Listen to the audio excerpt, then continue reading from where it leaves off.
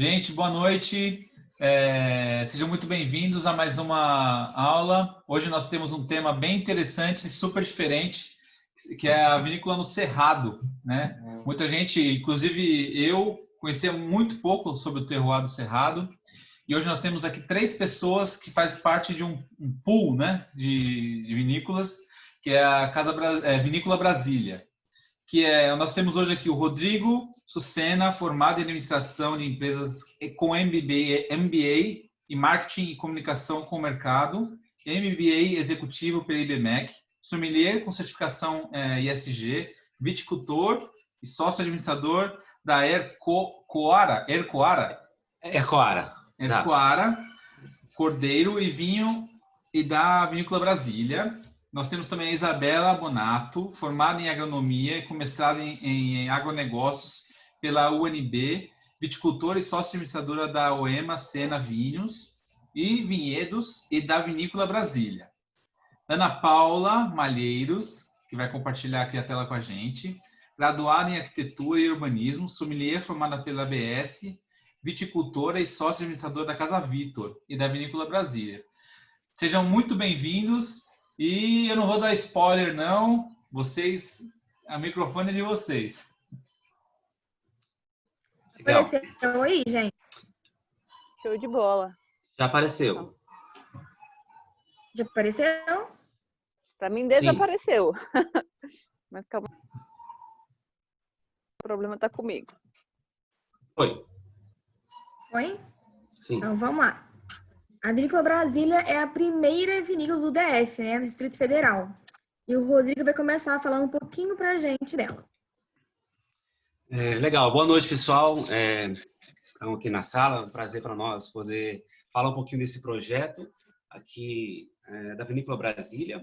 E estou vendo que tem muita gente de Brasília aqui na sala. A professora Raquel, que é professora de vinho e também uma incentivadora do nosso projeto. Eu vi a Ana aí também. Enfim, obrigado pela participação de vocês e presença, e vamos tentar falar um pouquinho aqui do que a gente está fazendo, né? Bom, esse projeto iniciou já há 4 anos, claro, em roda de vinho, né? Os 2 sócios da Ercoara, eu e o Bebeto, batendo um papo com o Ronaldo da Vila Triaca, nós começamos a falar sobre a possibilidade de começar um projeto de vinhedo aqui na região, né? Levando em consideração já o histórico bem positivo dos resultados dos vinhos produzidos aqui em Pocalzinho. Mais recente, a gente teve um novo vinhedo aqui de Girassol também produzindo vinho. Então, a história do vinho na região de Brasília, em torno, já tem aí já tem uma década, né? Então, a gente, motivado por isso, fomos pesquisar e atrás de consultoria, de apoio técnico e de pesquisa para que a gente pudesse começar esse projeto. Então, essa conversa, em seguida, já partiu para uma tomada de decisão, que o primeiro passo é encomendar a planta, a muda, né? Fizemos isso, então, lá em 2017. Em 2018, nós implantamos os 2 primeiros vinhedos aqui da região de Brasília, né? A Triaca, ela está no Distrito Federal, a Vila Triaca, né, que tem lá hoje 2 hectares de Syrah e que já produziu seu vinho no ano passado, a primeira safra, ela já fez o seu primeiro vinho. E a Ercoara está logo depois, mas já no estado de Goiás, na região de Cristalina, né, mas aí a 20 quilômetros de distância apenas. E a Ercoara, então, plantou também 2 hectares de Syrah em 2018. E a Ercoara produz esse ano a sua primeira safra, né? Em seguida, a Casa Vitor implantou também 2 hectares de Syrah nesse ano passado, né? E agora, esse ano, todos os outros aí que vocês estão vendo, a Uma Sena da Isabela Bonato, da família Bonato, a Toscana do Cerrado, do proprietário do Nelson, a Artus Vinhos, da família Sense, a Miro Vinhos, do Alain Sense, do Ademir, desculpa, a Marquese Vinhos, o Vinhos e Vinhedos Boa Vista e da Mata e a Horus estão implantando agora em agosto, já estão com a área preparada, implantando também, aí em média 2 hectares. Tá? Bom, quando nós decidimos então em começar o cultivo, logo imaginamos como poderíamos fazer para industrializar esse vinho, processar essa matéria-prima. E a primeira ideia que veio era, vamos compartilhar. Vamos fazer um compartilhamento da indústria, porque a parte de vinificação, como todo mundo já sabe, é a parte talvez mais cara do projeto. E como a ideia era de ter um grupo, esse grupo foi se formando muito rapidamente. Esses 10 aí, 9 pelo menos, no primeiro ano de conversa já estavam fazendo parte do projeto. Então, não tivemos outra ideia senão a de montar uma vinícola em conjunto. Esse projeto começou então a ser escrito já em 2018, né? E hoje estamos dando esse passo de já começar a fundação da vinícola. O projeto arquitetônico, a Ana vai falar um pouquinho mais, já está pronto. E já começamos, inclusive, com alguns equipamentos. Já compramos alguns equipamentos para vinificação, porque hoje, nesse ano, nós vamos vinificar aí uma safra, né? 3 produtores vão produzir esse ano vinho para os seus rótulos próprios, né? E também fazer o vinho da Vinícola Brasília já nesse ano, ainda numa fase experimental. Bom, essa aqui é a foto, né, de uma das famílias e da propriedade, que é do Rodrigo, que é Herclara. Ele pode falar um pouquinho dessa imagem aqui, de quem está nela? O projeto da Herclara é um projeto de enoturismo também. Nós somos... O meu sócio, o Bebeto, ele produz cordeiro de corte há 20 anos. Então, ele já tem uma expertise em manejo de ovino de corte de qualidade. E a partir de 2017, nós resolvemos diversificar a atividade lá na propriedade, implantando um vinhedo e também instalando lá uma área de turismo, com um restaurante, onde a gente oferece aos finais de semana eventos de enogastronomia, né? Oferecendo o nosso cordeiro e vinhos de inverno, né? Vinho de São Paulo, de Minas, de Goiás. Isso já vem acontecendo desde 2017, né? Com a expectativa de, claro, em breve ter o nosso vinho também fazendo parte desse evento, né? Eu não sei se está na ordem dos slides, mas eu acho que seria interessante a gente falar um pouquinho antes sobre a região. O que temos aqui na região, né? Eu acho que muita gente não conhece a região de Brasília, porque quando se pensa em vinho aqui no Cerrado... Eu vou pular, sim, então, a parte do projeto para mostrar a região, né? Um pouquinho. Deixa eu ver se... Eu acho que... Eu estava até comentando com a Ana, que a gente fala PADEF, fala Brasília, às vezes as pessoas ficam meio confusas do que é o quê, né? Então, o PADEF, na verdade, ele foi constituído lá na década de 70, mais ou menos, para ser um cinturão verde e abastecer a Brasília. Então, ele fica a 60 quilômetros, então é pertinho, ele faz parte do Distrito Federal. E nessa constituição, nessa ideia de fazer cinturão verde, trouxeram-se vários gaúchos da mesma região, mais ou menos, da mesma época, para explorar essa terra que era uma nova fronteira agrícola, né? Então, uma coisa interessante da nossa região é que ela foi sempre marcada pelo cooperativismo, pela solidariedade, pelo associativismo, e isso se perdurou nesse nosso projeto, né? A gente está dividindo custo, mas a gente está dividindo conhecimento. Os 2 projetos que começaram antes, que foi a Herclara e a Vila Triaca, deram um super apoio para todos, assim, de abrir as portas sempre, de trocar ideia, trocar conhecimento, trocar erros, trocar acertos. Então, isso é uma coisa super presente em todos os projetos aqui da região. Aqui também a gente tem... Pode falar, Amanda. Vários integrantes da Vinícola Brasília são da cooperativa, né? Isso. Muito mesmo. Aqui tem uma cooperativa bastante grande de grãos. Todos os associados já mexiam de alguma forma com a agropecuária, né? Então, tem produtores de grãos, tem produtores de suínos, tem o pessoal da Herclara com cordeiro. A região, além dessas produções, é muito diversa. Então, a gente tem produtor de orgânico, a Malunga, não sei se vocês conhecem a fazenda Malunga de orgânico, que é super conhecida, está aqui também na nossa região. Cafés especiais. Café especial. Então, a gente tem uma região riquíssima. Às vezes a gente lembra de Brasília só da política lá da cidade, mas a gente tem toda uma parte rural aí forte. Verdade. Bom, gente, a vinícola, né? Eu vou mostrar um pouquinho do projeto, de como que ela vai ser. Aqui estão as imagens da fachada dela. Quem projetou foi a esposa do Rodrigo, que é a Renata, arquiteta, e também o Zinho, que é da região, um arquiteto aqui do PADEF. A gente pode ver que os elementos da vinícola tem muito a ver com a arquitetura de Brasília, né? As retas, o espelho d'água, rampa. Aí tem muito a ver com a história também da cidade de Brasília, visualmente.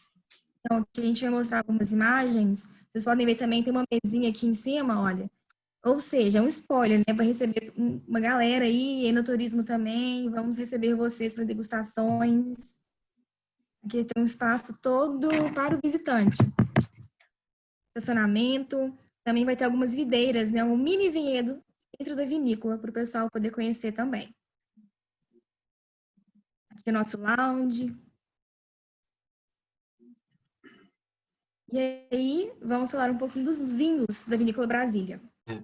Oh, Ana, tem como colocar um pouquinho aí no terroir para a gente poder falar um pouquinho primeiro sobre... Pode ser. E aí a gente chega no vinho depois. Pra gente, quando a gente olha para a nossa região, a gente está dizendo uma região muito nova, né? A gente tem Cocalzinho, que já está aí há 10 anos produzindo vinho, mas ainda assim é uma região muito nova, né? Mas nós temos algumas características aqui muito interessantes no ponto de vista climático, né? E também na questão do solo, né? Nós temos somos aqui uma região de planaltos mediamente elevados, né? Altitude aí de 800 a 1.000 metros, né? Solos de boa profundidade, né? Com uma boa drenagem, a disponibilidade hídrica aqui no período de chuva abundante, e nós temos no período de seca uma condição de manejo, de irrigação, que você pode ter o controle do estresse hídrico da planta, né? Temos uma matéria orgânica muito baixa, em torno de 3%, isso considerado um solo pobre, né? A gente tem, além dessa drenagem importante, a gente tem uma característica de solos argilosos e arenosos, e uma formação rochosa de pedras e cascalhos. A gente tem uma pedra aqui na região chamada tapiocanga.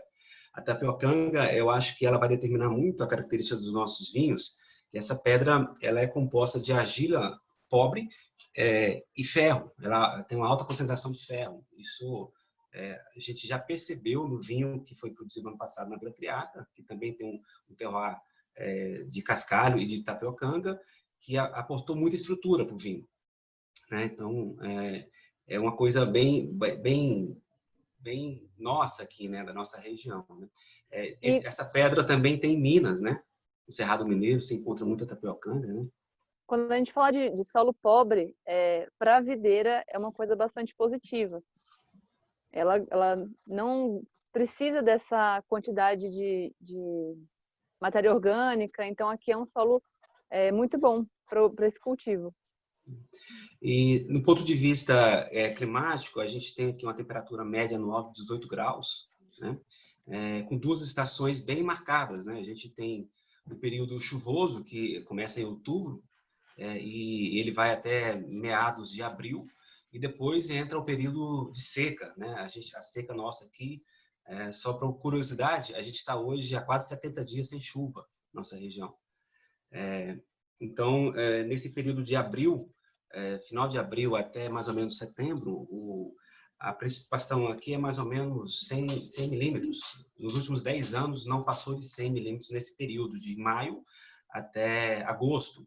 E é exatamente o período que nossas videiras estão amadurecendo os cachos, né? A gente tem uns slides disso um pouco anterior. Tu deu uma pulada aí? Se puder dar uma mostradinha. E o curioso é que nós temos aqui também uma média dos últimos 10 anos, 1.200 milímetros, né, de chuva nos 12 meses, sendo que nesse período aí de maio até agosto, 100 milímetros, né? Então, isso é muito significativo para a produção da videira, né? Uma umidade relativa do ar em torno de 15%. Nós vamos chegar, no ano passado aconteceu isso, chegar a 9% aqui, então é clima quase que de deserto, né? E assim, quando você pensa em manejo, na parte mais agronômica, isso também é muito positivo. Em algumas regiões que não... acho que a gente está dando umas puladas. Eu falo isso depois. Vamos lá, vamos tocando. Foi mal. Só para fazer um comentário aqui, que a gente está nesse slide da amplitude térmica. Para ter uma ideia, hoje a gente teve mínima de 8 graus na madrugada e máxima de 31, ou seja, amplitude de mais de 20 graus, né? 23 graus. Isso para a uva é ótimo, essa diferença de temperatura. Pode seguir. É importante que a uva receba bastante calor e durante bastante assim na faixa ótima ai meu Deus, de fotossíntese, né? Nós temos a faixa ótima. Então, receber esse calor e essa energia durante o dia é importante, mas também é importante que seja frio à noite para que ela não gaste tudo que ela fez para ela em respiração à noite. Então, ter essa diferença de temperatura é fundamental para a uva juntar o que ela precisa dentro dela. Com essa amplitude térmica aí, a gente está falando de 15 graus, né? Constantes, né? Isso está acontecendo aqui na nossa região desde maio. Essa amplitude de 15 graus, ela vem desde maio, ou seja, nós vamos amadurecer todos os cachos com amplitude mínima aí de 15, né? Isso é espetacular. Como a Bela bem falou, durante o dia a planta desenvolve os açúcares e ácidos das bagas e à noite o metabolismo respiratório da planta descansa, preservando tudo isso na casca da baga, né? Ou seja, aumenta a concentração, né? E coincide, inclusive, com o período de baixa umidade, ou seja, a planta é mais estimulada ainda a guardar essas características nos cachos. E como não tem água de forma nenhuma, nós temos também bagas muito pequenas, né? Estamos falando aí de 0,5 gramas de 0,5 gramas de peso de baga, uma proporção aí de 37% de casca em relação à polpa, ou seja, cascas grossas, né? Isso na Syrah, a gente já está tendo esse resultado na Syrah, né? Ou seja, alta concentração na pele, né?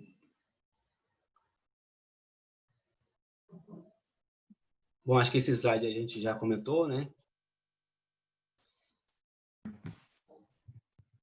Eu estou passando aqui, gente, para a gente falar um pouco dos vinhos, então, dupla poda.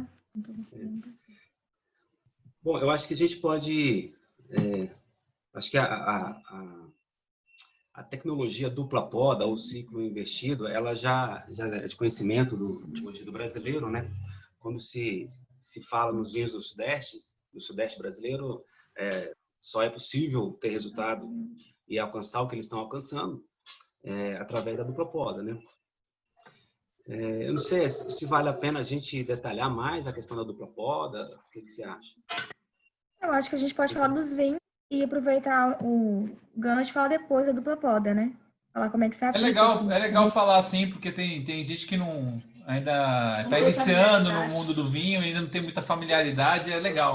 Ah, legal. Pois é, a gente tem alguns gráficos aqui que o Rodrigo vai falar mais tarde da dupla poda.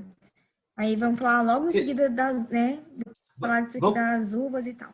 Ana, se me permite, coloca logo já nos slides da dupla poda, que a gente já fala, então, né? A gente já fala sobre a técnica, a tecnologia, e aí depois a gente fala das variedades que fazem parte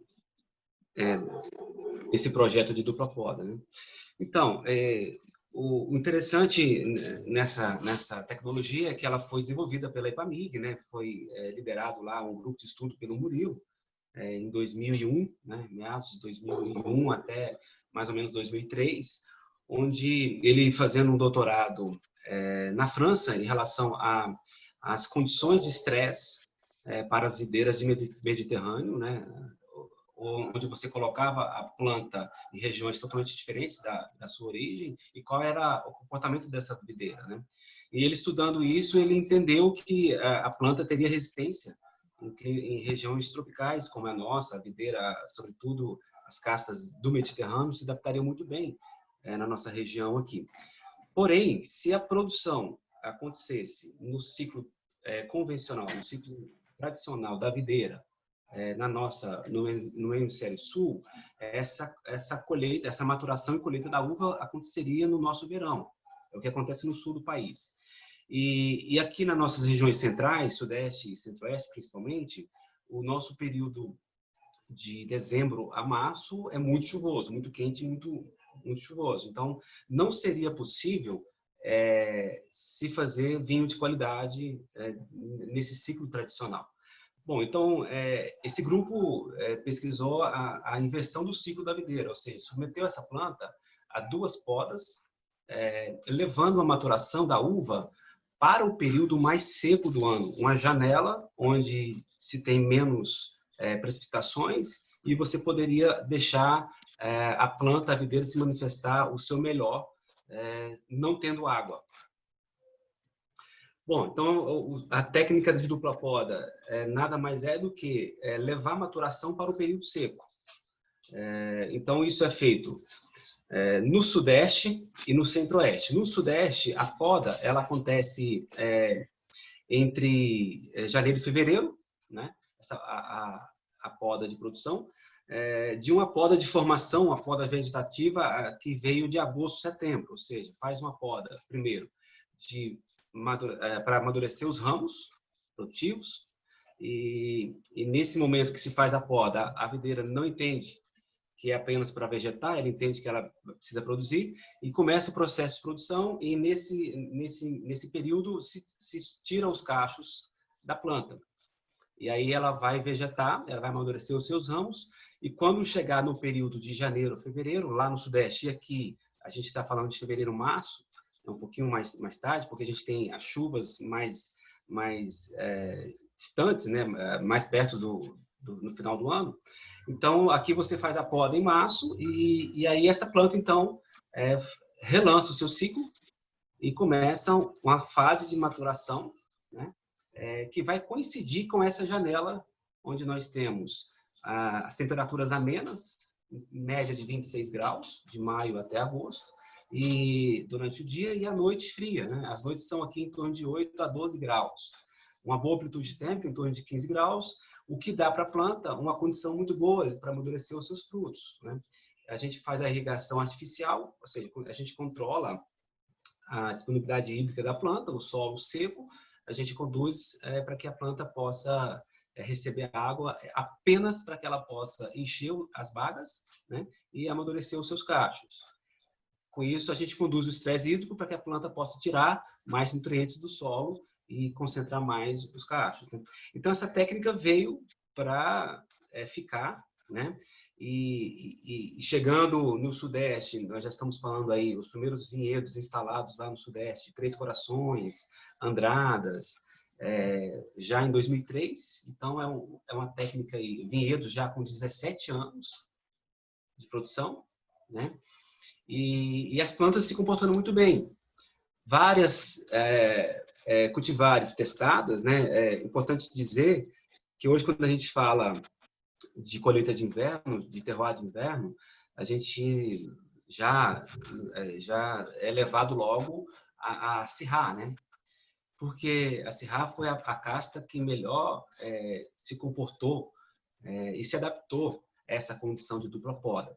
E a Syrah, uma coisa interessante, conversando lá com o Murilo, que é o cara que desenvolveu a técnica, né? O Murilo da Ipamig, que hoje também tem o viveiro, onde ele fornece as mudas. Ele montando a sociedade com um francês, ele falou, olha, então vamos testar, a gente já tem a técnica, a gente já tem a pesquisa que a videira consegue se adaptar, então nós vamos agora abrir uma área, um vinhedo. E quais variedades a gente começa? Ele falou, olha, eu tenho aqui na França, eu tenho 4 variedades, eu vou mandar as 4 para você e você testa as 4. Então mandou a Chardonnay, a Merlot, a Cabernet Sauvignon e a Syrah. A Merlot não se adaptou à dupla poda, ou seja, ela não produziu, ela não entendeu esse ciclo, ela precisa de um ciclo de descanso. A Cabernet Sauvignon se comportou relativamente bem, com a baixa produtividade. A Chardonnay não produziu bem, e a Syrah teve uma ótima produção, né? E o resultado dela em seguida na taça, foi um resultado que surpreendeu, né? Vinho com ótima acidez, teor alcoólico em torno de 14, 15 graus, né? Vinhos com muito frescor, né? E com uma boa concentração. Vinhos com muito potencial de guarda, né? Então, essa técnica, se quiser passar, Ana, ela permite... esse gráfico aí mostra um pouquinho dessa janela que nós temos. Aqui a gente tem Goiânia, Planaltina e Cristalina, só para a gente ter um cenário. Goiânia é uma região muito mais quente, né? E quando a gente chega aqui na nossa região de Brasília, a gente tem uma altitude mais importante, em torno de 1.000 metros, né? Média de 1.000 metros, e isso faz com que a temperatura se torne um pouco mais amena no período de maturação dos cachos, né? Então, de maio até agosto, que é exatamente o ciclo de maturação da videira, nós temos aí uma precipitação em torno de 100 milímetros, né? E essas médias aí de amplitude em torno de 15 graus, né? Quando você fala dessa pouca precipitação, é muito interessante na parte agronômica, porque a videira é muito suscetível às doenças fúngicas, principalmente ao míldio. Tu fala míldio do lado de um produtor de uva, certeza que ele vai arrepiar, né? É certeza. E o que em geral, né, o que o fungo gosta? De alta umidade e alta temperatura. Claro que tem exceções, mas essa é uma geral. E a gente está realmente fugindo dessa época, conduzindo a colheita para o meio do ano. Então, assim, o que isso resulta, né? Em menos pulverização, em uma videira muito mais sadia, então que precisa de muito menos manejo. Então, assim, é o mesmo caso do trigo, né? É uma fase seca, então não favorece essa pressão de doenças. E a técnica de dupla poda, além da sanidade para os cachos, né? A gente, assim, como não tem umidade, né? Estamos falando de 15% aí no auge da seca, como não se tem umidade, não tem podridão, né? Você tem cachos mais sadios, melhor produtividade, ou seja, nós estamos entendendo já aí, né, nesse período muito curto de estudos, que as nossas safras vão ser muito parecidas, porque nós temos um clima muito padrão nesse período do ano, né?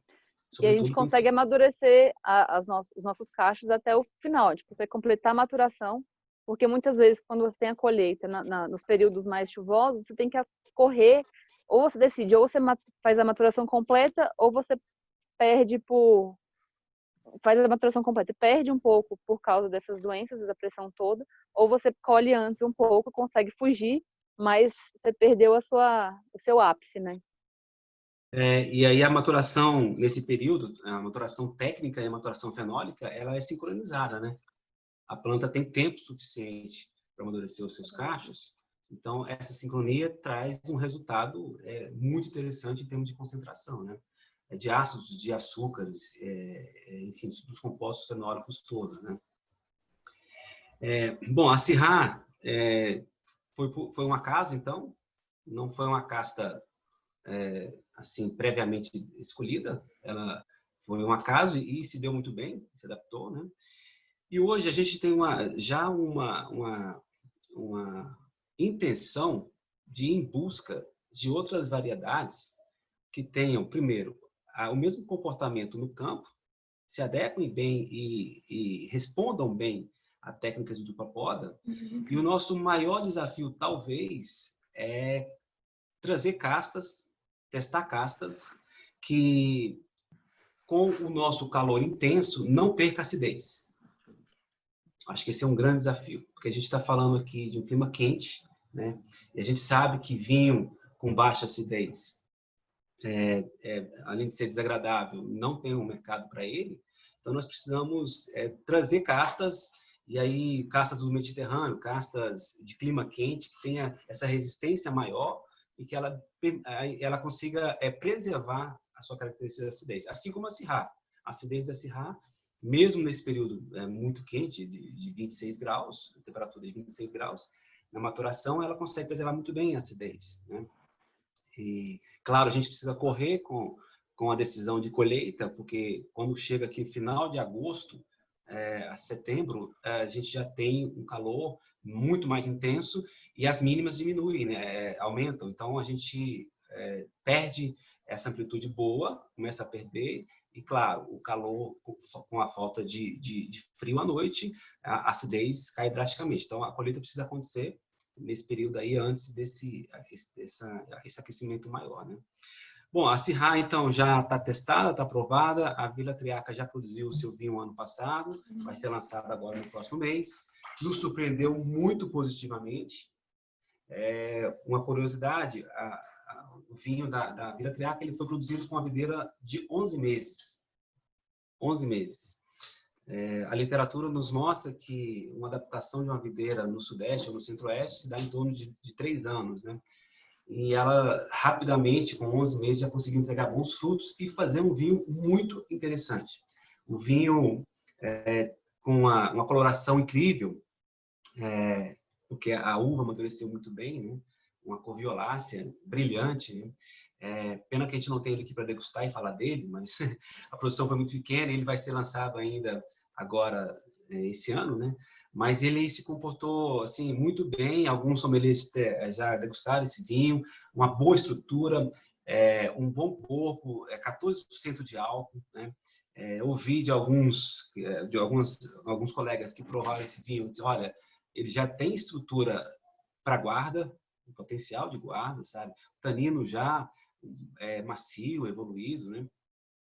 Então, nos surpreendeu, e a Syrah, para nós, vai ser a casta ícone, talvez, não a bandeira, não vai ser a nossa bandeira, como acontece no Chile, com a Carmenère, enfim, com a Malbec na Argentina. Eu acho que a Syrah é uma das castas, e por ela ter uma questão muito boa de resultado no campo e na taça, ela já vai ser referência para muitos produtores.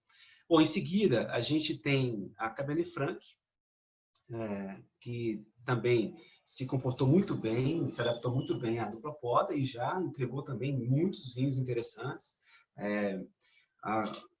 O cruzamento, o corte de Cabernet Sauvignon e Cabernet Franc que está se fazendo no Sudeste, né? Está tendo um resultado muito legal, muito interessante, vinhos bem complexos, né? Então, a Cabernet Sauvignon tem a baixa produtividade, mas a gente tem uma garantia que ela vai amadurecer bem aqui e ela vai perder um pouco da sua característica herbácea e vegetal, porque ela consegue ter o ciclo completo de amadurecimento aqui, né? Ou seja, nós podemos deixar ela ali até meados de agosto no pé para fazer a colheita já bem madura, né? Isso é uma aposta boa, né? A gente tem a Marcelin já testada na IPAMIG, em microvinificação, já teve um resultado também muito interessante do vinho, né? E é uma casta também que gosta do clima quente, que se adaptou à dupla poda, produz bem nesse ciclo invertido. Aí tem algumas outras apostas do nosso grupo, como é o caso da Casa Vito, está apostando na Pinot Noir, no porta-enxerto tropical, né, para dar um pouco mais de vigor para a planta, né? Temos a Malbec também, que vai ser testada aqui esse ano, né, que vai ser plantada agora. E aí temos algumas outras que ainda estão no âmbito mais de pesquisa, né? Nós temos um vinhedo implantado na Água Brasília, é um vinhedo experimental. A Água Brasília é um parque industrial onde acontece a feira anual, né? Ela pertence à Copadef, né, a cooperativa do Distrito Federal, e lá nós temos um vinhedo experimental de pesquisa, e lá nós já tem algumas castas sendo testadas e vamos continuar testando outras, né? Como eu tinha falado anteriormente, as castas do Mediterrâneo, sobretudo da Península Ibérica ali, onde tem castas portuguesas, espanholas, Touriga Nacional, por exemplo, é uma ótima aposta. A Touriga se comporta muito bem. A gente já tem aqui em Paraúna, Goiás, 400 quilômetros mais ou menos de Brasília, temos um vinho lá feito com a Syrah e Touriga Nacional, o vinho Muralha, da Serra das Galés, que é um ótimo vinho. A Touriga Nacional tem um ótimo comportamento lá também, então é uma grande aposta. A Tempranillo ainda não se encontrou um clone de baga pequena, está sendo testado alguns clones no Brasil, de baga pequena, porque ela tem, como a Bela falou, ela tem muita sensibilidade ao míldio, né? É difícil você formar o seu vinhedo, e quando você faz o fruto, você precisa ter uma concentração maior. E clones de bagas menores, pequenas, tem sido uma resposta boa para isso. Então, também é uma casta de boa aposta para ser testada aqui. Nas brancas, a gente tem a Sauvignon Blanc se comportando muito bem, como a Syrah. Quando você olha para a tinta, você lembra da Syrah, e quando você olha para a branca, a Sauvignon Blanc, nas mesmas performances, né? Tanto produtiva e quanto resultado de vinho. E quando a gente fala dessas duas cartas, a gente tem aí já um resultado de premiação lá fora, reconhecimento pela própria Decanter, né? Tanto os vinhos dos testes, como o caso do vinho do Syrah de Cocalzinho, já recebendo prêmio também. E a Sauvignon Blanc está indo também na mesma onda, né? A gente teve aí os vinhos da Maria Maria, o Sauvignon Blanc sendo premiados aí em 2013, 2014, lá no sul de Minas, né? Então, também é uma casta que provavelmente virá para ficar, né? O nosso grupo também está apostando na Sauvignon Blanc, né? E aí umas outras castas, a Viognier, por exemplo, como uva para varietal, né? E também para corte com a Syrah, né? A Syrah com a Viognier lá no Rhône faz vinhos bem elegantes, com aromas florais, né? Interessantes, e a gente também acredita que a Viognier vai servir como um corte para a Syrah, para trazer essa característica mais floral, e também para ter um varietal. Os vinhos Viognier também, já no Sudeste, já estão agradando muito, né? A gente tem a Guaspari fazendo um Viognier espetacular, a gente tem a Casa Verrone, lá em Tobi, fazendo um Viognier também incrível, né? Então, é uma casta de baixa produtividade, porém de altíssima qualidade no resultado do vinho, né? A Petit Verdot ainda não se encontrou um clone. Tem uma curiosidade também da Petit Verdot. A Petit Verdot, na outra região nossa do Brasil, no Vale de São Francisco, ela se comportou muito bem, porque ela conseguiu preservar, em meio a tanto calor, a acidez alta. Mas ela foi testada no Sudeste e não teve o mesmo comportamento. Ela não conseguiu produzir bem, né? Mas é necessário que se continue buscando novos clones dessa variedade, novos porta-enxertos, né? Para que a gente possa ver o resultado, porque é uma casta que agrada muito o paladar pela sua alta concentração de taninos, né? Bom, agora, Bela, Ana, querem complementar? Sim, aqui a gente já falou, né, Rodrigo, do vinho do Ronaldo, seu Claudino, e com 11 meses de videira já produziu um vinho muito bom, né? Então, se com 11 meses foi bom, imagina os que virão ainda, daqui a um tempinho. Esse ano, 3 famílias das 10 grupos vão produzir também, que é a Ercoara, do Rodrigo, a Vila Triarca, do Ronaldo, que fez o seu Claudino, o primeiro vinho do grupo, e a Toscana, do Cerrado. Aí, ano que vem, mais famílias também produzirão, além dessas 3, como a Casa Vitor, por exemplo, que é a minha família. E a gente está aqui nela hoje, na Casa Vitor, esse lugar aqui. E assim, 2021, 2022, a Bela também, da Uma Cena, também vai começar a produzir, até chegar o momento que os 10 vão estar em alto vapor, né? A Vinícola Brasília trabalhando 100%. A gente já falou também dos vinhos de colheita de inverno, que o Rodrigo comentou mais cedo, dupla poda. 100% dos vinhedos são dupla poda aqui no DF. E isso ele já explicou bastante. Aqui a gente tem uma imagem lá da Ercoara, que é o Rodrigo, com o sócio dele, Bebeto, e o enólogo Marcos Vian. Aí uma consultoria que ele veio. Aqui a gente também já comentou os gráficos, né? Da dupla poda, o terroir também. E a parte que eu mais gosto, particularmente, é o enoturismo, que não só vamos produzir vinhos, como também vamos receber os visitantes. E vai ser tudo girando em torno do vinho e da enogastronomia. Muitos produtores vão estar envolvidos nisso, vão receber nas suas propriedades os visitantes, e cada um vai oferecer uma coisa diferente. Então, por exemplo, a Ercoara tem um cordeiro lá, uma tradição de 2 décadas. A Vila Triarca tem o enoturismo desculpa, o ecoturismo muito conhecido aqui no DF. Já estão consolidados aí há algum tempo e tem mergulho com os peixes, vai ter um passeio pela trilha, vai ter também um passeio pelo vinhedo e além disso tudo, agora tem a questão do vinho. E assim, é legal porque a maioria dos 10 vinhedos está bem próxima uns dos outros. Alguns estão só a 10 minutos. Então a pessoa pode chegar, visitar um, depois ir para o outro, e lá vai ter uma coisa diferente, né? Que vai ser uma atração diferente do que ela já viu, e por aí vai. É uma rota vitivinícola. A pessoa pode ir na Vinícola Brasília e nos vinhedos ao redor. Aqui nós temos algumas imagens, né? Dos nossos vinhedos, alguns visitantes e amigos. E isso que eu acabei de falar, gente, vai ser o circuito do vinho do DF. A gente tem no sul, lá no Vale dos Vinhedos, o circuito do vinho, e aqui agora o primeiro circuito do Centro-Oeste, que vai ser no Distrito Federal. E também nos arredores, né, Goiás. Porque a Arcoara, por exemplo, está bem no limitezinho assim. Ela está no Goiás, mas quase no DF. Por isso que a gente também fala dos arredores. Isso aqui é na Arcoara. Quando, antes da pandemia, eu podia receber o pessoal, né? Final de semana, lotava lá, né, Rodrigo? É, bem legal. Aí, o cordeiro, com vinho. Aqui a gente também tem a visão do que vai ser o vinhedo do Fabrício, do Ademir. Do Ademir. Essa Olha que lindo. Essa é a Miro, Vinhos e Vinhedos. Miro Vinhos.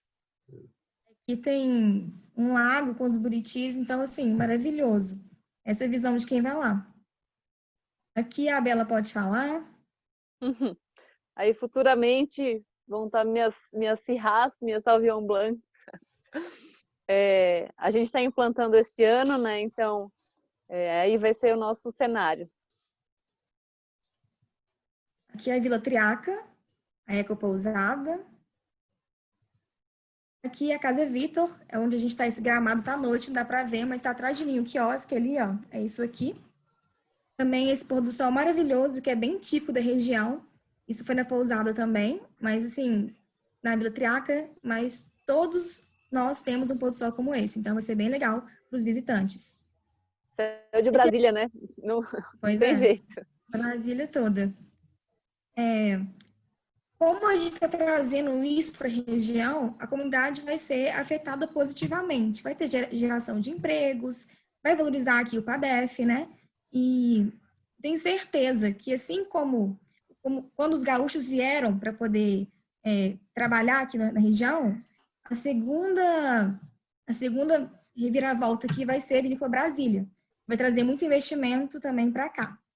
A Bela pode falar mais porque a família dela veio do sul. Sim, meu pai estava nesse bonde, vindo para cá.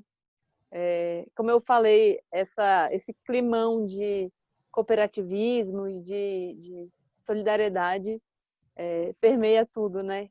E aqui a gente vai ter uma oferta assim, de enogastronômica fenomenal. Então, a gente já tem produtor de salame, produtor de queijo, produtor de cachaça, produtor de cerveja. Então, assim, aqui as pessoas não conhecem muitas vezes, mas aqui já tem muita coisa para se ver, né? Pois é, então vai trazer engajamento para cá e a gente está apostando muito nisso. E não só para a região do PADEF, mas para Brasília no geral. É um ponto de que quem está lá pode vir aqui visitar, sabe? Uma das preocupações do grupo, ao começar esse projeto, foi de encontro com a questão de desenvolver uma região para o turismo, né? E o vinho, ele tem esse poder, né, de agregar cultura, agrega a gastronomia, o turismo, né? E a gente entendeu que sozinho a gente não conseguiria construir, né? Quando você até fica disposto a sair da sua casa para ir para uma região conhecer vinhos daquela região, né? Mas você não sai, dificilmente você sai para ir conhecer uma vinícola só isolada no canto do país ou no centro do país, né? Então, eu acho que a rota, né, a ideia de ter vários produtores na região, isso atrai o interessado pelo vinho, né? Ele vem para conhecer uma região, né? Não apenas uma vinícola, né? E a gente, quando fala da nossa região, nós não podemos esquecer que tem um leque um pouco maior. A gente está falando de Brasília, aí, Goiás, até parte de Minas, né? Hoje nós já temos um grupo de 47 produtores nessa região macro, né? E desses 47, a grande maioria já entra em produção esse ano, o ano que vem, já estão fazendo as suas primeiras colheitas, né? Nós temos já 3 vinícolas instaladas aqui, num raio aí de 300 quilômetros aproximadamente, 3 vinícolas já em funcionamento. Então, o Centro-Oeste, Goiás, aí, o parte de Minas e DF, já está com a região começando a ser desenvolvida, né? Assim como está acontecendo no Sudeste, né? Hoje o Sudeste, ali, através da Serra da Mantiqueira, já tem a sua rota, né? E o projeto nosso também é trazer o turista aqui para conhecer toda essa região, né? E o nosso diferencial aqui, quando se fala de Brasília e em torno, é a agricultura, né? De altíssima produtividade, muito tecnificada, né? De várias culturas, né? Bem diversificada, né? Como a Bela bem colocou. E isso também vai ser um grande atrativo, talvez seja a nossa identidade, né? Ou seja, vinho no meio de soja, vinho ao lado de café, vinho ao lado de trigo, né? Isso é muito rico, né? Então, esse projeto macro é para que a gente pudesse envolver o turismo como um todo, né? E o vinho vai ser o produto que vai agregar tudo isso. Essas culturas que o Rodrigo falou, quem vem de Brasília, né, para o PADEF na estrada, vê sempre o gramado, assim, de soja, né, um campo cheio de milho, sorgo. É muito bacana, porque você vê um caminho todo muito bonito de agricultura. E quem vem para cá, então, é o seguinte, só porque eu não falei antes, no Nerquara, onde o Rodrigo é sócio, eles têm um cordeiro. No Ronaldo, eles têm a carne de porco, que é bem famosa. E aqui, na Casa Vitor, vai ter a carne de pato e a picanha invertida. Então, assim, a pessoa ela vai ter coisas diferentes, ela não vai enjoar. Ela vai ter várias opções, né? E também pode até dormir, pode vir, beber, sem preocupar em dirigir de volta para casa. Pode dormir lá no Ronaldo, na Vila Triaca. Isso que é bem bacana. A sociedade, uma coisa muito bacana é que antes de serem sócios, eles já eram amigos, todos, e as famílias também. Então, a gente já era conhecido, tem amigos, né, de 30, 20 anos, amizades de décadas. Então, eles conhecem bastante, é um grupo que tem muita afinidade, muita harmonia e muita experiência, né, no agronegócio. Aqui a gente tem umas fotos, uma delas é a reunião que a gente fez depois da pandemia, todo mundo mascarado aí. E também tem os brindes aqui, que a gente espera poder em breve, né, poder fazer de novo sem máscara, todo mundo junto. E, claro, com os visitantes e com vocês da Fracaro Wine vindo nos visitar. A nossa missão é mostrar que é possível, sim, fazer vinhos finos de qualidade aqui no Distrito Federal e no Planalto Central, né, nos arredores aqui também, logo em seguida, assim, do Goiás, bem próximo, porque a gente tem uma união muito bacana e um trabalho familiar já consolidado há muito tempo, de dedicação também. Isso aqui é na Nerquara, o Rodrigo e o Bebeto, já com as uvas, né, que vão produzir os vinhos agora. E a gente quer colocar aí o Goiás e o DF na rota do vinho do Brasil. A gente espera conseguir e está muito confiante nisso.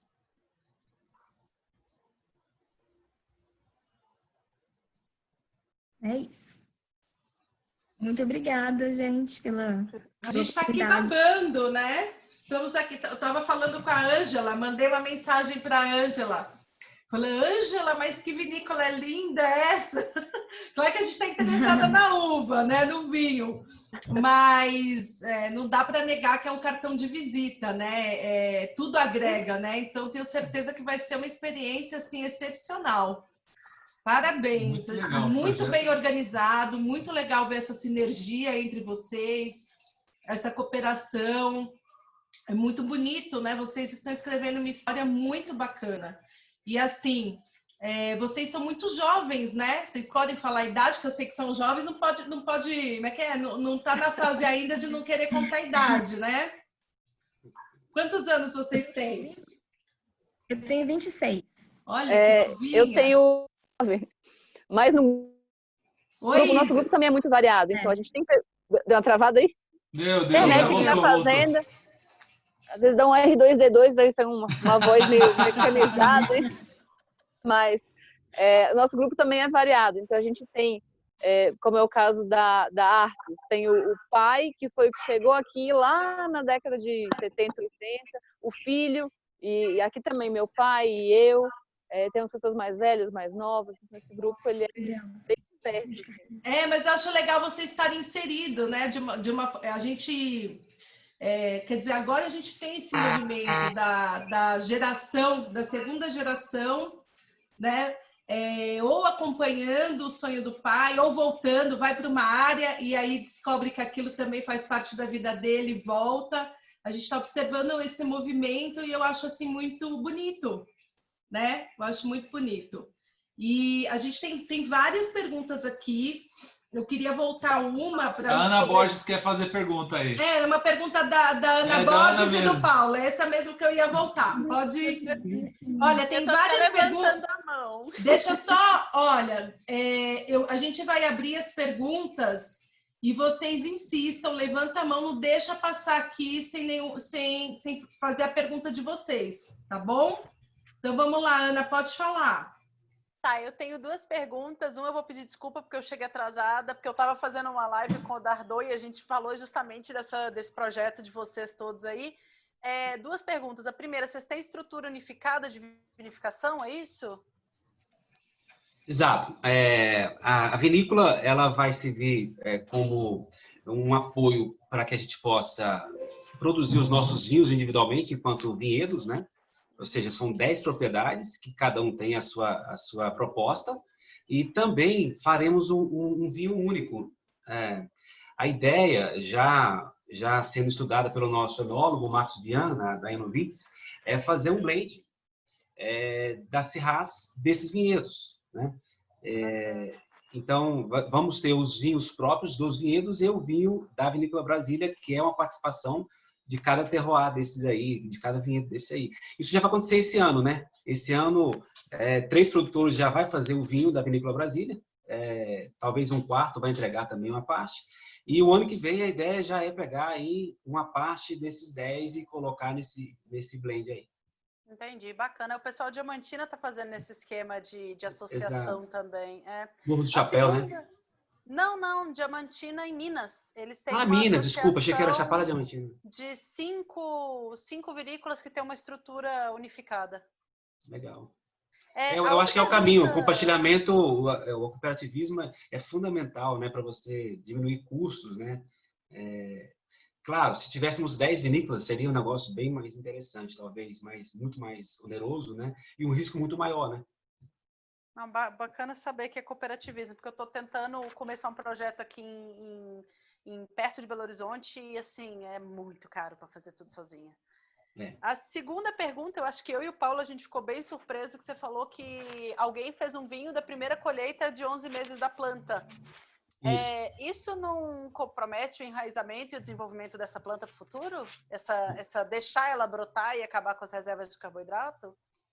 A gente tem acompanhado a performance dessas videiras aqui. E nós entendemos que ela tem conseguido... A Syrah, no porta-enxerto, no Paulsen, no 1103, que é a maioria dos porta-enxertos aqui, ela tem uma ramificação muito superficial. Então, ela demora ter profundidade, né? Então, por isso, talvez, você não extraia tanto da planta, porque é uma característica dela. E, claro, você não pode deixar ela produzir muito, né? Nós estamos falando aí de uma baixíssima produtividade. Esse vinho, ele foi feito apenas para a gente entender o que uma videira de 11 meses pode nos entregar, porque ela tem vigor. Uhum. Ela só consegue produzir se ela tem vigor. E a gente está acompanhando aqui nos nossos vinhedos que as plantas com 1 ano, elas têm um porte, um vigor incrível. A gente vê em outras regiões, as nossas videiras hoje, com 2 anos aí, entrando no 3º ano, elas têm vigor de videira de 5 anos. E a profundidade... Desculpa, tem uma linha de pesquisa da Espanha, que tem um clima mais ou menos semelhante, de que a melhor produção da videira vai do 1º ao 7º ano. Então, isso eu também já ouvi. E assim, realmente, a gente não tem um vinho para degustar, e todos aqui, mas a gente vai ter oportunidade. Mas realmente, nos surpreendeu. Por tudo que ele entregou, né? Claro, nós vamos ter que ver a questão de produtividade ano a ano, né? Eu acho que não pode haver um esgotamento, até porque a planta está submetida a 2 ciclos, e ela não tem um ciclo de descanso, né? Já temos estudos, o vinhedo mais antigo de terroir de inverno, ali no Sudeste, em Três Corações, e ele está completando esse ano 17 anos. E pelos estudos lá, essa videira está plena, está produzindo muito bem, com muita qualidade ainda. E agora, claro, está tirando o melhor, né, daquele terroir ali. E a expectativa é que ela vai produzir bem até seus 25 anos. Então, se a gente falar de uma videira de dupla poda produzindo 25 anos bem, acho que está bom, né, o resultado. Com certeza. A gente mas não tem com produção expectativa moderada, viu? Moderada, exatamente, controlada e moderada, né? Porque tem um produtor de sul de Minas, eu não vou falar quem porque é um pouco confidencial, mas que tira 4 quilos por planta e já está replantando tudo com 12 anos. Com certeza, isso vai acontecer. A gente está falando de 2,5 kg máximo por planta. Entendi. Deixando o ciclo de 7 anos de descanso, isso vai ser necessário. Nós vamos ter que ficar 1 ano sem produzir.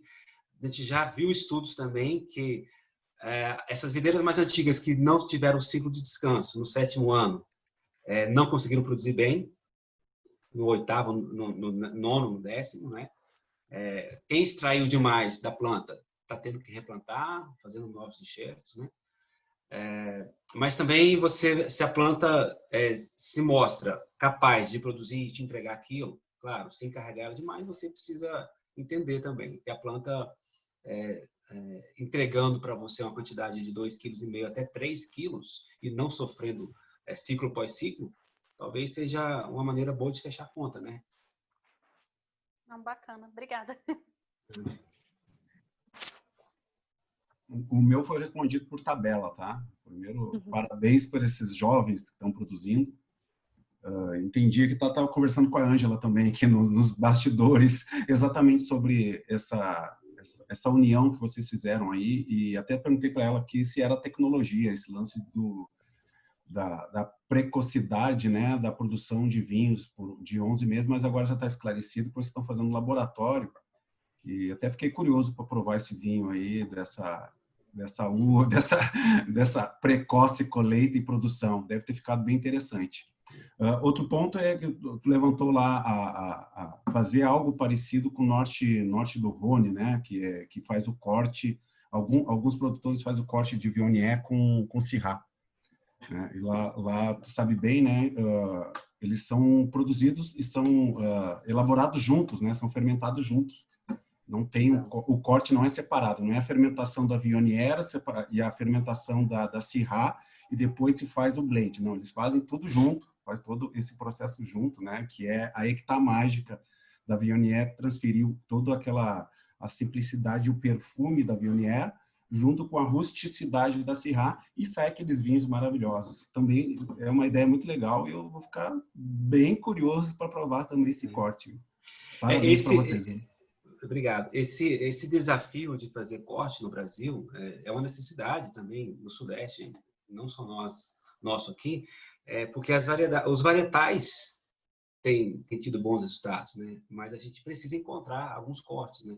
E talvez o corte da Syrah com Viognier seja um bom caminho, né?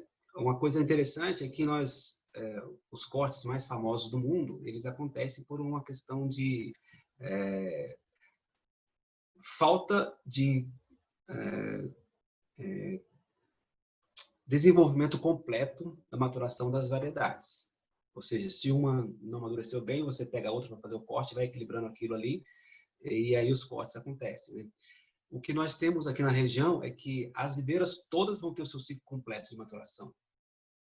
Então, talvez por isso não despertou ainda a questão da necessidade de se fazer um blend, né? Então, mas eu penso, a minha opinião é que é necessário se ter blends, é necessário encontrar cortes que vai trazer mais complexidade para os vinhos, né? Como é o caso aí bem falado da Syrah e da VME. Obrigado, viu? Obrigado. Eu agradeço. O Paulo é nosso curador, embaixador da Bracara Wine, então ele entende bastante de França, sabe tudo de França e de um pouco mais. Legal. Eu queria falar uma coisinha aqui, posso? Por favor, pode falar, Elvésio. Ó, eu tô sozinho aqui, eu tô vendo que vocês estão em Brasília, né? Isso. Brasília. Ó, eu tô sozinho aqui, não é fácil, o que a Ana tá falando é muito importante. Eu tô aqui há 5 anos, eu sou médico, sou cirurgião e endoscopista. E enófilo desde há 20 anos. Eu sou da Academia do Vinho de Minas, né? Estudo, plantei Syrah, Sauvignon Blanc, errei Badaná, né? A gente vai testando, né? Testei tudo que você pensar aqui. Merlot aqui não deu certo, Cabernet Sauvignon não deu certo, Pinot Noir. Fiz tudo de teste. Deu certo com os parceiros, amigos, inclusive talvez esteja comprando um terreno lá em Gramogol. É uma novidade, eu passei para a Ana, né? Eu estou assim, até com medo de divulgar isso, sabe? Que a gente não vinificou ainda, nós vamos colher uvas com Brix de 23, 24, sabe? Merlot, que eu testei aqui nas serras de Itabira, eu estou em Itabira, centro-leste de Minas. Eu faço poda invertida, né? Eu tenho Syrah, eu tenho Sauvignon Blanc e Chardonnay. Chardonnay é uma produção muito pequena, assim, 300, 400 gramas por planta. Sauvignon Blanc também muito pequena, assim, de 800 gramas. Sauvignon Blanc, eu estou, assim, há 2 anos na poda invertida, produzindo bem. Este ano eu colhi 170 quilos em poucas plantas, tipo 100 plantas, né? Eu achei isso interessante. Para mim foi interessante. Ano passado eu fiz um vinho laranja, errei, né? Que eu sou médico, eu não tenho apoio de enóloga nem nada. Eu não sou enófilo, né? Estudioso. Fui aluno do Giovannini, né? Eduardo Giovannini. Estou fazendo um curso lá na Concept Wine, não sei se vocês conhecem. Com o Edgar? Com o Edgar, estou lá há 1 ano, sabe? E vem aqui, vou testando, né? Eu testo tudo, porque como eu sou enófilo, né? Não vendi nada ainda. Tem um Syrah aqui de 2019, analisei ele, 14% de álcool, acidez baixa. Eu acho que eu colhi ele muito maduro. Agora que eu estou começando a aprender a colheita. A colheita é muito importante. Eu acho que tem enólogo aqui, né? Além da Ana, né? O Rodrigo, a Isabela também é enóloga. Não, eu não sou enólogo, eu sou sommelier. Ah, tá. Mas vocês, né, têm um conhecimento. Eu gosto, já, né? gosto do cultivo, né? Da viticultura, né? Exatamente, né? Não é fácil, assim, vinificar, né? Você tem uma estrutura já, eu não tenho uma estrutura. Então, a gente está tentando montar aqui, talvez, né? O que eu estou propondo para a Ana, uma parceria. Porque eu me senti sozinho aqui. Tem o Matheus, a turma de Diamantina, que está uns 294 quilômetros daqui, né? Eu posso levar minha uva para lá. E esse ano eu estou vinificando pela primeira vez com a Isabela lá. Eu acho que vocês estão lá já, né? A Isabela que fez o vinho, esse vinho de 11 meses da Vila Triaca. A Isabela que produziu. Aí, eu fiz um vinho de colheita de verão aqui. Eu vou falar para vocês, né? Eu não tinha experiência, estava numa fase difícil também, assim, de muitos problemas, né? Da vida cotidiana. O meu Brix bom, mas não ficou bom, não. Vou te falar a verdade. Eu colhi aqui a primeira colheita minha assim, de verão, uvas, a parreira vigorosa, tal, mas o vinho não ficou bom, não. Eu não sei se foi o enófilo, né? O erro do enófilo, né? Ao colher, né? Eu acho que a colheita é importante demais. Eu acho que no ciclo invertido, você ter 2 produções talvez gera um estresse muito maior para a planta, né?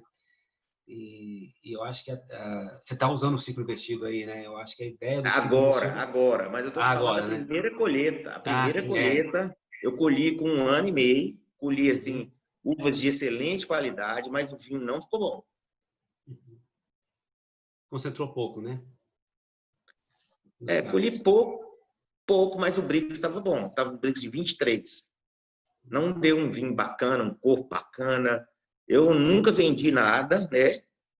Eu estou até talvez ultrapassando agora meu objetivo de hobby para alguma coisa que dê lucro mesmo, né? Porque não é fácil não, né? Você cuidar de um vinhedo, 1 hectare de vinhedo é custo, né? É custo. É uma brincadeira cara, né? Exatamente. Então, não é fácil isso, né? A gente está falando aqui na nossa região em torno de 80 a 120 mil por hectare de investimento, né? Certo. O primeiro ano que você está falando. Implantação. Sim, é isso mesmo. Cobertura, não, né? Não, só a linha de análise que a gente tomou foi a de que tudo que você fizer de investimento para ter o primeiro cacho vai entrar na conta da implantação do vinhedo. Entendi. Rodrigo, uma pergunta, desculpa. É porque aqui em Minas a gente está fazendo a conta de 65 mil de implantação por hectare. Você está levando em conta o terreno? Mas você tem mais dinheiro também. Você faz... Aí tem irrigação? Não, ou é sequeiro? Nada, eu não precisei irrigar. Aqui não precisa de irrigação. Eu estava falando só de implantação, que é o primeiro ano de tratamento do terreno e plantio das mudas. 65 Aqui a gente gasta em torno de 70 mil reais. Eu te falo como propriedade, porque eu gastei isso. Ana, é sequeiro a área desse 65 mil de sequeiro? Aqui a gente é irrigado, né? Então, já sobe um pouquinho mais aí que a irrigação é uma parte... Fez irrigação, Rodrigo? Aqui é irrigação. Nós precisamos de irrigação. Irrigação ou só irrigação? Temos a festa de irrigação também, né? Tem a festa também. Tá. Entendi. Cobertura não, né? Sim. Cobertura também. Tudo.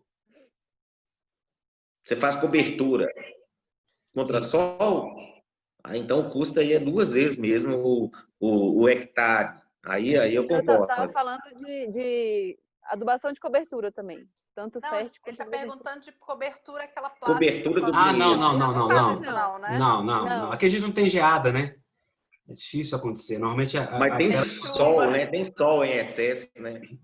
Então, a gente já começou a entender também, acompanhando, que nós precisamos cuidar da questão de sombreamento dos cachos.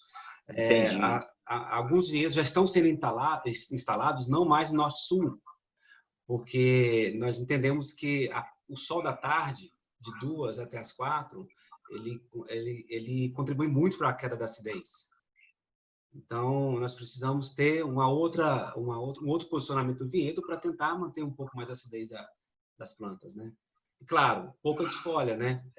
A gente vê muito no Sudeste que praticamente fica, a parte vegetativa do céu fica praticamente na altura dos cachos ali, 30, 50 centímetros, praticamente nu, né? Totalmente expostos os cachos, né? A gente não pode deixar isso daqui.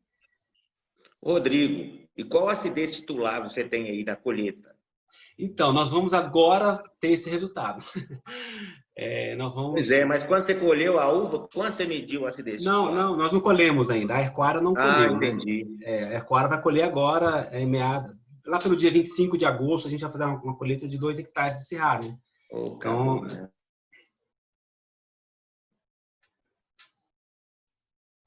Rodrigo, mas até aqui em Minas, e isso assim é uma crítica muito grande que eu converso sempre com os produtores, eu acho que o pessoal está fazendo uma desfolha muito grande e a gente está tendo uma maturação de açúcar gigante com uma maturação fenólica super atrasada. Então você toma um vinho de 15,5% de álcool que está verde. Então assim, o pessoal ainda não está sabendo muito lidar com isso não, assim. Mas é uma coisa que tá desenvolvendo, mas que massa que vocês já estão com essa visão desde então. O Elvésio tem um contato de um pessoal super bacana, que é o que ele estava falando lá perto da bacia do Rio São Francisco, aqui em Minas, em Grão-Mogol. Eles estão usando sombrite no vinhedo para poder parar o sol do Rio São Francisco, né? Porque aquela região ali, por mais que ela tenha altitude, é quase nordeste já. Então, eles estão colhendo Merlot esse ano, inclusive tá super bonita. Depois, se vocês quiserem, eu mando contato pessoal, mando foto, bem bacana. Lá em Legal. Embrapa também está estudando um plantio em Y, né? Na manjedoura, porque daí O termo deles é entre igual latada Santa e- Catarina, é Y, exatamente. É meio latada e meio espaldeira. E eu acho que, além do posicionamento do vinhedo e a questão do sombrite, talvez de uma desfolha menor, também é necessário se encontrar variedades que, mesmo com toda essa insolação, preservem mais a acidez. E a gente já tem alguma sinalização que a Touriga Nacional, por exemplo, consegue conservar essa acidez, né? Eu mencionei no começo aqui que a Petit Verdot, no Vale de São Francisco, manteve uma boa acidez, mas aqui no Sudeste não. Ela não conseguiu produzir bem na dupla poda, né? Então, temos que ir atrás, pesquisar mais e mais, para encontrar castas que conseguem preservar a acidez em meio a tanta insolação. A Touriga, vocês estão em qual porta-enxerto aí? Não, a gente vai testar no 1103, né? Vai ser um teste mesmo, não vai ser a área de vinhedo ainda, né? É só de campo, é só teste mesmo, né? A maioria dos plantios de vocês está no Paulsen? A maioria no Paulsen. Alguns estão sendo instalados no 313, aportando um pouco mais de vigor, né, para as copas. Mas a Syrah, que é majoritariamente aqui 80% das áreas, já está totalmente validada no Paulsen, né? Acho que não tem necessidade de... Às vezes por uma falta de muda, que é um grande desafio também do viticultor, encontrar muda, né? Do Enfim, viticultor e do Murilo, né? De fornecer muda. Exato, é um problemaço, né? Gente, alguém tem mais uma pergunta? Acho que o Paulo tem uma pergunta, né, Paulo? Paulo. Paulo, cadê você, Paulo? Papa do vinho. Não, é o Paulo de Tarso. Ah, também? Não, sai daqui. Aqui, ó. Paulo de Carli também. A irrigação é por gotejamento? Como que é feito? Sim, a maioria dos vinhedos gotejamento. A gente está fazendo um teste de uma irrigação chamada microjet. Ela é um pequeno aspersor, ele faz um gotejo e ele também tem um alcance um pouquinho maior. Ele faz um desenho de uma gravata na videira, então ele leva água para o sistema radicular da planta mais completo, não só no gotejo, né? A gente está testando lá uma área com essa irrigação, né? A gente conseguiu trazer uma uniformidade melhor da área toda de proteção, né? Parte vegetativa toda, uma uniformidade das raízes. A gente fez um corte, as raízes estão bem espalhadas nesse sistema de irrigação. Mas é um teste, mas a maioria, 95% aqui dos produtores é gotejo, né? Eu queria fazer uma pergunta. Você falou sobre a pedra tapiocanga, é isso mesmo? Tapiocanga. Isso, tapiocanga. Escrevi muito rápido aqui. Ela dá algum tipo de influência de mineralidade no produto final? Vocês chegaram a fazer esse teste? A gente sabe que ela vai aportar mineralidade para o vinho. Uhum. Nós não testamos ainda, porque o vinho que foi feito, nós não conseguimos fazer essa análise ainda, né? Mas sim, ela vai aportar mineralidade, porque ela tem uma riqueza mineral muito grande, né? E a base dela é ferro, né? A composição dela é ferro e argila, né? Então, eu acho que, inclusive, as castas brancas vão ter bons resultados, sabe? Muito obrigada. Obrigado, Cláudio. Rodrigo, qual que é a sua formação? Bom, eu sou de formação, sou administrador. Eu trabalhei no mercado de luxo 15 anos. Não tinha nada a ver com o campo, mas o vinho sempre foi uma paixão, né? Tenho formação de sommelier em algumas escolas, e a mais conhecida talvez é a ISG, participei de algumas feiras, mas a minha lida com o vinho agora está sendo uma paixão também no campo, né? Porque falar do vinho na taça é legal, enfim, é bacana, tem a questão técnica, mas plantar a videira é uma paixão muito maior. Cuidar da videira, da planta, é uma paixão, para mim, está sendo maior agora, até do que sim, né? Que é muito interessante. Muito eu acho impressionante. Eu, como agrônoma que cuidava de outras lavouras, eu acho fantástico como que ele te entrega, né? O vinho é o solo e o que você fez. Se está certo ou errado, ele vai te entregar. Eu acho isso fantástico. É legal também, porque é totalmente diferente das outras culturas, né? O vinho, assim, o pessoal aqui da região sempre trabalhou bastante com soja, milho e sorgo, mas tinha muita experiência. A videira é totalmente diferente de outras culturas. Então, assim, até para eles é algo novo, inusitado. E é legal também porque requer muito cuidado. Às vezes, uma semana faz toda a diferença no vinhedo. A gente brinca que é um eterno bebê. Tem que estar cuidando sempre, né? Acaba virando um xodozinho também. Isabela, só para te mostrar uma coisa que eu comprei, que se você conseguir achar na internet, o Celeste Gobato é o cara que revolucionou. Eu comprei esse livro de 1931. Minha formação é nada a ver, eu sou sommelier, mas eu tenho mestrado em enologia, agora eu me matriculei em agronomia, eu resolvi que eu quero estudar. Que show! Então, assim, se vocês quiserem, depois, quem conseguir, tem um bocado desses aqui em sebos pelo Brasil, eu achei pela internet vários, e eu comprei esse aqui. Então, assim, para quem quiser estudar essa parte... Vou caçar também. Bem Ótima bacana. Dica. Eu queria te perguntar, onde você buscou mais conhecimento a respeito dessa parte da agronomia da videira, assim? Porque a faculdade não te dá nada, né? Nada, nada. Eu fiz enologia, uma matéria, mas era na UNB, mas era basicamente uma degustação sem degustação, né? Então, assim, não conseguiu... A parte de campo toda não existiu. Espero que meu professor não esteja assistindo essa aula.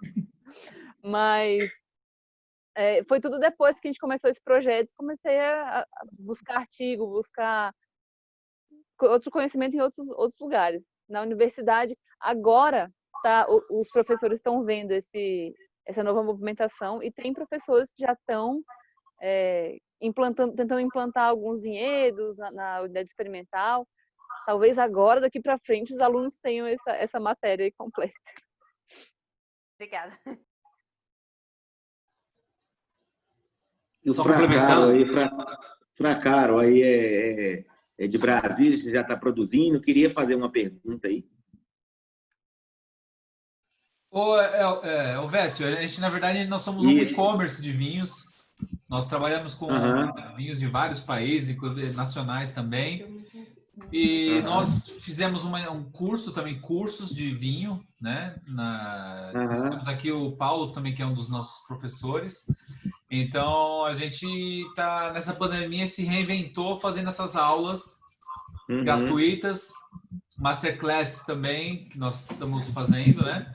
A curadora aqui do conteúdo, aqui a Alessandra também. É que começou assim, a gente tem uma confraria que nos acompanha nos jantares harmonizados, a gente faz muita feira também. A gente participou da Wine Weekend, do Encontro de Vinhos, Sparkling Wine, das maiores feiras de vinho aqui de São Paulo. E nisso, com esse relacionamento, a gente criou a confraria, ela se criou sozinha, na verdade, e na pandemia, como a gente não tinha os eventos para a gente se encontrar, a gente se reunia pelo Zoom para tomar vinho e desabafar. Assim, gente, vamos nos encontrar no Zoom para tomar um vinho, para conversar.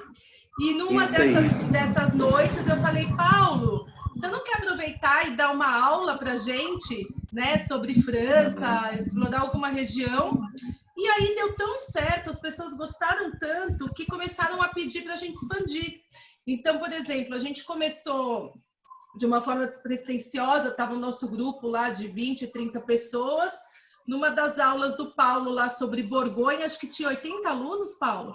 Foi isso? 80 pessoas, né? Então, a gente já passou por Borgonha, por Itália, algumas regiões da Itália, Portugal, 3 regiões de Portugal, Alentejo, fizemos Alemanha. Assim, pegamos Brasil, terroir mineiro, terroir catarinense, paulista, Rio Grande do Sul, a gente esmiuçou algumas regiões também.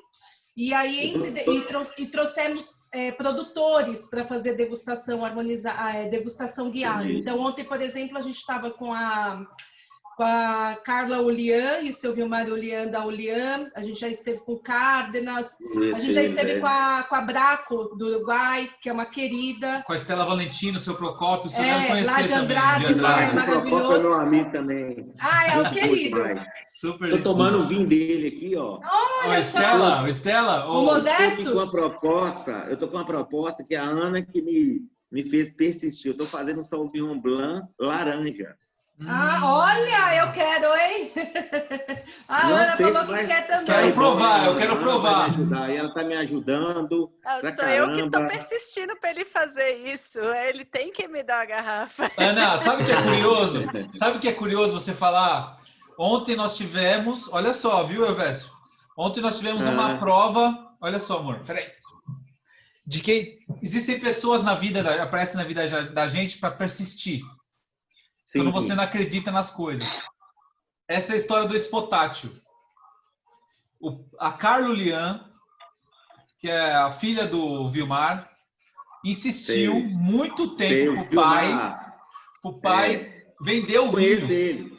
Ele falou, não vou vender esse vinho. Espotátil, quem não sabe, em italiano é porcaria. Espotátil esse vinho. Aí ele, não vou deixar aqui. Não, mas não, você conta a história. Mas aí tem toda uma história por trás, aí vocês vão ter que ver depois. É que esse vinho foi feito em especial para um cliente. Um cliente, dele. E ele achou e porcaria, cliente, não gostou. Quando degustei, assim, era um projeto muito querido, porque o seu Vilmar se empenhou muito. E aí, quando foi apresentar para o cliente falou, isso aqui tá uma porcaria, um espotátil. Aí ele ficou tão desolado que ele pegou, deixou na cave dele lá e esqueceu do vinho, deixou lá 6 anos. nas barricas. Bacana, né? Deixou nas barricas e... Não, olha que legal. Já engarrafado. E esqueceu. E aí eles pegaram um dia e o vinho estava excepcional. E aí ele juntou uma turma e todo mundo... Aí juntou um desses clientes.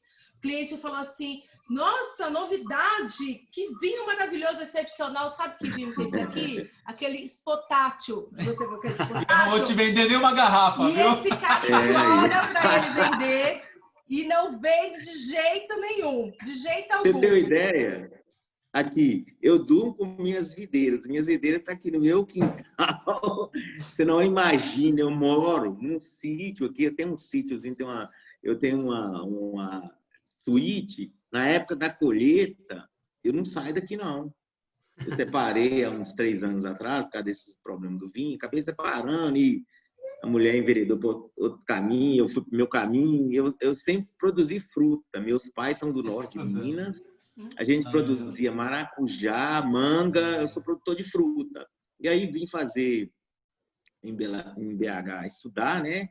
E aí fiz medicina, sou cirurgião há 25 anos, sou cirurgião endoscopista. E estou aqui na Serra de Itabira e acabou que eu voltei para minha origem, né?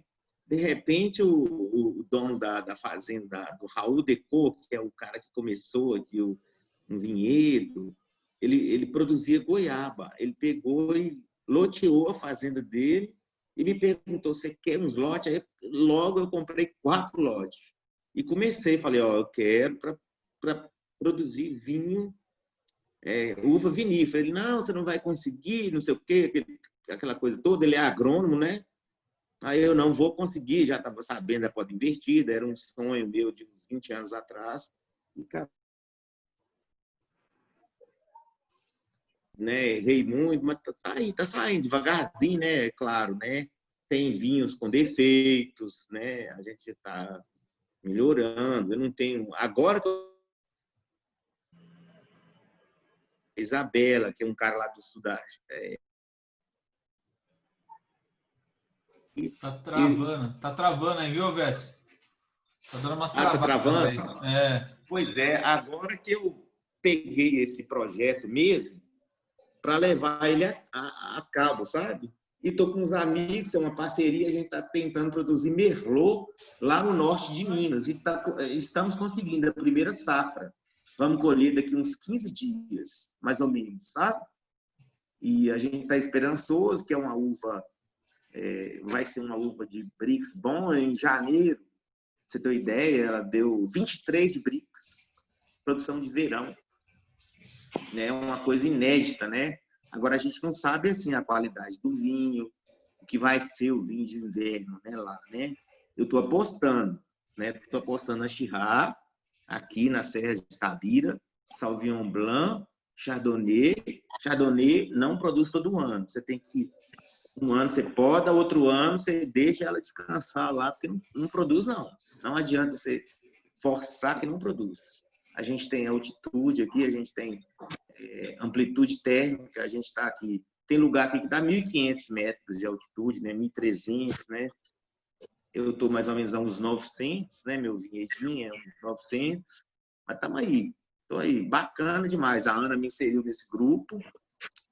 Agradeço ela aí, agradeço conhecer vocês aí. Estou aqui, né? Se quiser trocar umas figurinhas, manda um vinho para vocês, não cobra ainda, só você mandar o endereço aí, eu tô... Opa, seria uma honra, eu quero sim. Olha, eu quero esse Sauvignon Blanc laranja. Eu quero. Depois eu agencio o Elvésio, foram tá? 120 garrafas, não ficou nada. Eu vou mandar para vocês, manda mesmo. Meu e-mail O Adélia que tá querendo fazer uma pergunta tem anota muito aí. tempo. Exatamente. Oi, Elvésio. Oi. Eu trabalhei em Monte Azul na década de 90 e eu visitei um vinhedo o Vale, naquela cidade boa que tem entre Monte Azul e... Jaíba. É o Jaíba, né? Existe aquele Vale ainda? Existe? Existe. Eu nasci em Monte Azul. Olha! Você tem uma ideia? Meu avô é que fundou Jaíba. Meu avô chamava Elvésio Teles. Jaíba chamava Novo Horizonte, na década de 70. Eu tenho 50 anos. Meu avô chamava Elvésio Teles também. Foi o primeiro projeto de uva irrigada ali no norte de Minas. Eu conheço demais lá. Mas só uva de mesa. Quem está falando aí? Eu não Maristela.